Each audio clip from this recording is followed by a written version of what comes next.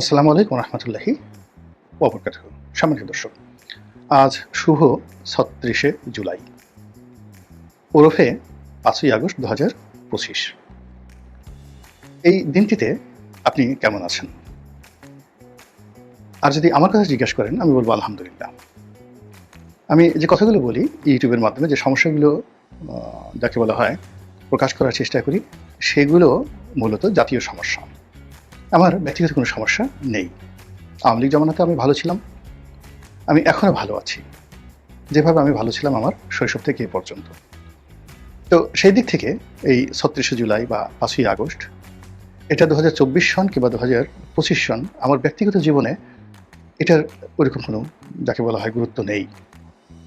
কিন্তু জাতীয় জীবনে এবং একজন রাষ্ট্রীয় নাগরিক হিসেবে আমার কাছে এর গুরুত্ব অপরিসীম।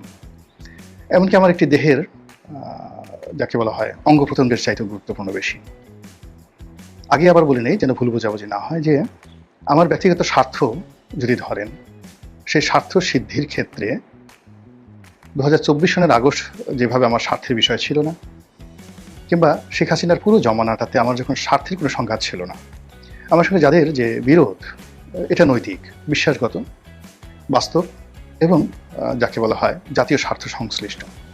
কিন্তু ব্যক্তিগত কোনো বিষয় নিয়ে বিএনপি, আওয়ামী লীগ, জামাত কিংবা অন্য যে সকল ছোট বড় রাজনৈতিক দল রয়েছে, তারা সহ যারা আমার হেটার গ্রুপ, আমাকে পছন্দ করেন না, তাদের কারোর সঙ্গে আমার ব্যক্তিগত শত্রুতা নেই। এমনকি আমার কাছে মনে হচ্ছে যে আমার যারা হেটার গ্রুপ, তাদের কাউকে আমি চিনি না, এবং তারাও কেউ আমার সঙ্গে ব্যক্তিগতভাবে পরিচিত বা আমাকে জানেন এরকম লোক আমি দেখিনি। মানে যারা বিভিন্ন সময় ঘৃণা করেন বা যে সকল কথাবার্তা বলেন। যদি আমি আমার জীবনের একটা দিক হলো যে যাদের সঙ্গে আমার খুব পরিচয় হয়েছে, অন্তত ১ ঘন্টা আমরা পাশাপাশি বসে কথা বলার চেষ্টা করেছি বা বলতে সুযোগ পেয়েছি, তারা কেউই আজ পর্যন্ত আমার বিরুদ্ধে একটা টু শব্দ কখনো করেননি, একেবারে শৈশব থেকে এ পর্যন্ত।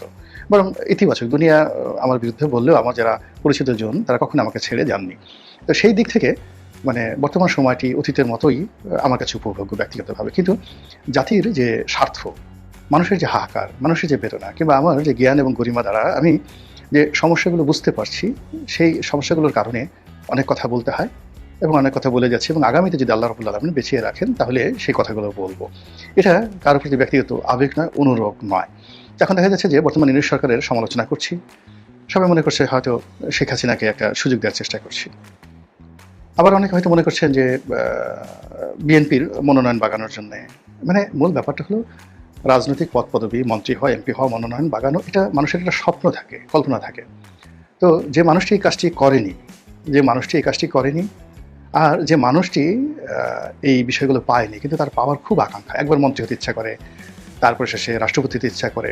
তো এই জিনিসগুলো যাদের মধ্যে খুব প্রবল, তারা মনে করে যে আমরা যারা কথা বলি, আমাদেরকে তাদের পর্যায়ে নামিয়ে এনে তারা চিন্তা করে যে এও বোধহয় এরকম তার লোভ লালসা রয়েছে, যার জন্য এই বিষয়গুলো আমি কখনোই আমার কগনিজেন্সে আনিনি।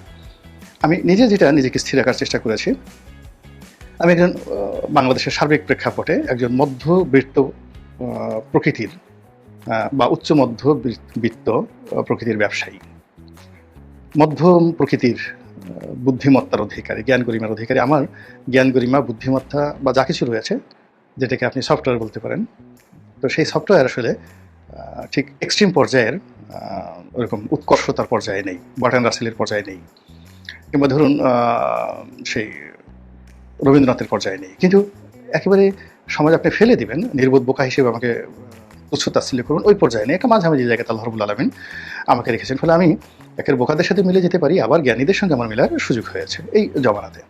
আমার কাছে মনে হয়নি যে খুব বেশি জ্ঞানী হওয়ার দরকার রয়েছে। আমাদের দেশে যারা সকল খুব বেশি পণ্ডিত ছিলেন, প্রফেসর আহমেদ শরীফ, খুব বড় পণ্ডিত ছিলেন দেওয়ান মোহাম্মদ আজরফ, আসগর ইবনে শাইখ, প্রিন্সিপাল আবুল কাশেম, অধ্যাপক শাহেদ আলী, এরকম যারা ছিলেন বাংলাদেশের নামকরা বুদ্ধিজীবী, জ্ঞানী, দার্শনিক, সাংবাদিক, মোরাললেস সেই ১৯৮০ সন থেকে আজ অবধি তাদের প্রায় সবার সঙ্গেই ঘনিষ্ঠভাবে মেশার সুযোগ হয়েছে। আমার কাছে মনে হয়েছে না এখানে মধ্যপন্থা অবলম্বন করাটাই বুদ্ধিমানের কাজ। ব্যবসায়ী হওয়ার চেষ্টা করেছি, মাশাআল্লাহ ধরেন ৯১-৯২ সনেই ব্যবসা করে কোটিপতি হয়ে গেছি। ৯১-৯২ সন মানে আজ থেকে আপনি কত বছর আগে হলো চিন্তা করুন। তো সেই সময়টিতে নিজে ব্যবসা করে ৯১-৯২ সনে সফলতার একেবারে স্বর্ণ শিখরে পৌঁছে গেছে। এবং তখন যদি সেই ব্যবসাটা আমি শুধুমাত্র ব্যবসার দিকে মনোযোগ করতাম, এর কারণ হলো টাকা ইজ এ সো সেলিব্রিটি। মানে টাকা হলে আসলে কারো মাথা ঠিক থাকে না। ২ নম্বর হলো যে টাকা যাদের আসে তারা সে আপনি আমলা হন, কামলা হন, শিক্ষিত হন, ভাইস চ্যান্সেলর হন, কাউকে টাকাওয়ালারা পাত্তা দেন। ওদের একটা আলাদা অহং বোধ রয়েছে। আর টাকা উপার্জন, জ্ঞান উপার্জনের পরেই টাকা উপার্জন কঠিন, খুবই কঠিন একটা বিষয়। ফলে টাকা উপার্জনে যারা সফল হয় তারা আর কোথাও যেতে চায় না, তারা শুধুমাত্র টাকা উপার্জন করতে চায় আর বাকি সবাইকে কিনতে চায়। তাদেরকে দেখা যাচ্ছে যে একজন আমলা, একজন রাজনীতিবিদ, একজন মন্ত্রী, তাদেরকে টাকা দিয়ে কেনা যায়, তাদেরকে কেনা যায়। তা কেনা যায় না ৮০ সন থেকে এই পর্যন্ত হাতে গোনা ২-১ জনকে দেখা গেছে, তাও না। মানে যাদেরকে আপনি মনে করেন যে এই লোকগুলোকে কেনা যায় না, কিন্তু আমি জানি তাদের অনেকেই কেনা যায় এবং তারা একাধিকবার বিক্রি হয়েছে, আপনারা জানেন না। এই যা অবস্থা আর কি। তো সেই টাকায় যারা খুব এক্সট্রিম পর্যায়ে পৌঁছে গেছেন, তো তাদের জীবন তছনছ হয়ে গেছে। এবং সেই টাকাওয়ালাদেরকে আমি যখন আমার পেশাগত জীবন শুরু হলো ৮৬ সনে সংবাদপত্রের মাধ্যমে, তখন থেকে বাংলাদেশের শীর্ষ টাকাওয়ালাদেরকে দেখেছি। আবার যেহেতু সেই ৯১-৯২ সনে আমি টাকাওয়ালা হয়ে গেছি, তখন আরও কাছাকাছি পারিবারিকভাবে এদের জীবন যৌবন সবকিছু দেখার আমার সুযোগ হয়েছে। আমার কাছে মনে হয়েছে না, এখানে মধ্যপন্থা অবলম্বন করাটাই বেটার। এবং ফলে কি হলো, এই ৯১ থেকে এই পর্যন্ত আমার যে বার্ষিক গ্রোথ 1% হলেও বার্ষিক গ্রোথ হয়েছে, কখনো আমাকে লসের মুখোমুখি হতে হয়নি। এটা মধ্যম পন্থা অবলম্বন করছি। রাজনীতিতে যখন আমি ঢুকলাম, সেখানে আমি কাছাকাছি যখন পেশা জীবনে এরশাদ সাহেবকে দেখেছি অ্যাজ এ রাষ্ট্রপতি হিসেবে, তার মন্ত্রী পরিষদ দেখেছি, ৯১ সনে বেগম জিয়া এলেন, তাদের সবাইকে দেখেছি কাছে থেকে। তো এখানে রাষ্ট্রপতি, প্রধানমন্ত্রী বা মন্ত্রী, এমপি, ওনাদেরকে আমি খুব ঘনিষ্ঠভাবে প্রফেশনালি ১৯৮৬ সন থেকে দেখে আসছি। It is almost 40 years. আর আমার পরিবারে যারা আত্মীয় স্বজন ছিলেন, তাদের তো শৈশব থেকে আমি দেখেছি, যারা মন্ত্রী ছিলেন, আইজি ছিলেন, জেনারেল ছিলেন, এমপি ছিলেন।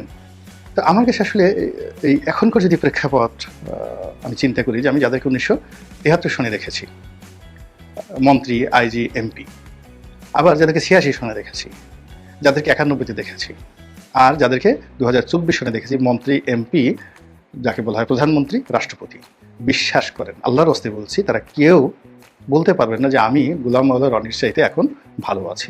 কেউ ভালো নেই। এবং এখন যারা আছে, এই জাস্ট ২-৩ মাস পরে দেখবেন যে তারাও জাস্ট ইয়ানফসি করবে, কেউ বলবে না যে গোলাম মাওলা রনির চেয়ে ভালো আছে।